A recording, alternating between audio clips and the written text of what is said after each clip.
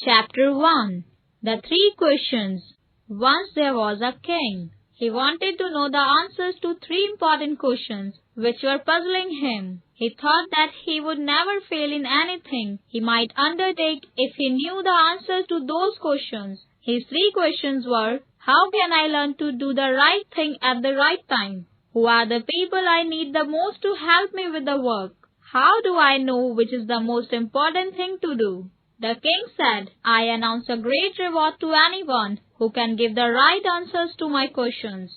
The most learned man came to the kingdom. Each one had a different answer to the king's first question. One of them said, for every action we should draw up a plan in advance, a table of days, months and years, and must live strictly according to the plan. Only with this timetable everything can be done at a proper time.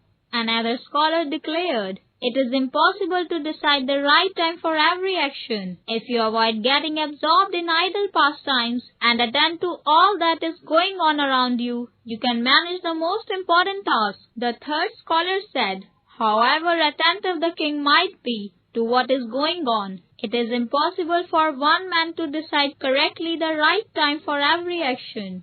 I think that the king should set up a council of wise men who would help him to fix the proper time for everything.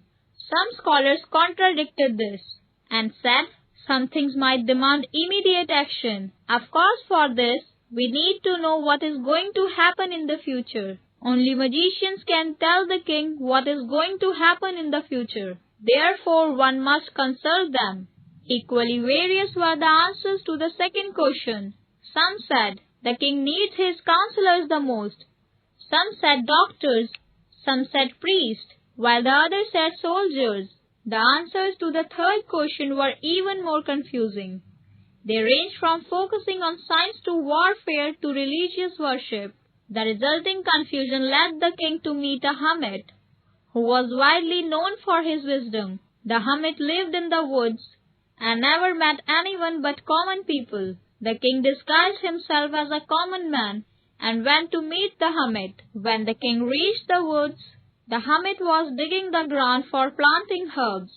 Seeing the king, he greeted him and went on digging. The hermit was frail and weak, and each time he stuck his spade into the ground and turned a little soil, he breathed heavily. The king waited, but the hermit continued to work. The king decided that he would ask the questions anyway. I have come to you, wise hermit, to ask you to answer three questions. My questions are, how can I learn to do the right thing at the right time?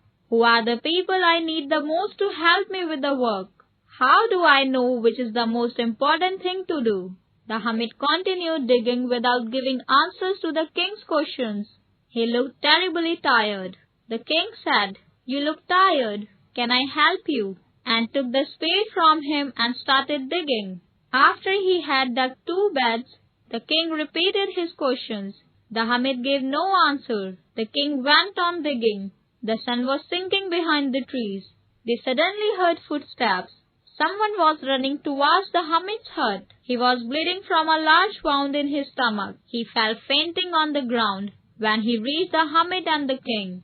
They took him inside the hut. The king cleaned the wound repeatedly and covered it with his handkerchief and with a towel the hermit had. The blood stopped flowing after a few hours, but the king and the hermit continued to take care of the wounded man all night. In the morning the man awoke. He stared at the king for a few seconds. He was overcome with shame when he realized it was the king who had saved his life.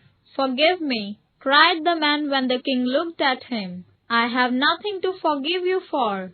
Who are you? Said the king. I am your enemy from the neighboring kingdom, who has sworn to kill you because you had killed my brother in a battle. When I heard that you were coming to meet hermit in disguise, I followed you so that I could kill you. Your man, however, caught and wounded me. How can I thank you for saving my life? If you hadn't dressed my wound and looked after me, I would have bled to death. From this day onwards, I will serve you as your most faithful slave and will ask my sons to support you. Forgive me. A little later, the king went out to see the hermit again. I am asking you for the last time. Can you give me the answers to my questions? Do you still need an answer from me in words?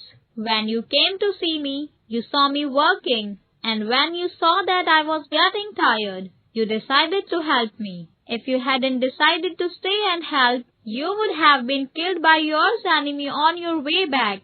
I would say that the most important action was helping me. The most important person was someone whom you were helping. Me first, and the wounded man later. If that man had died, he wouldn't have made peace with you. Therefore, the most important time is always now. The most important person is the one who needs your help. The most important action is to comfort the person who needs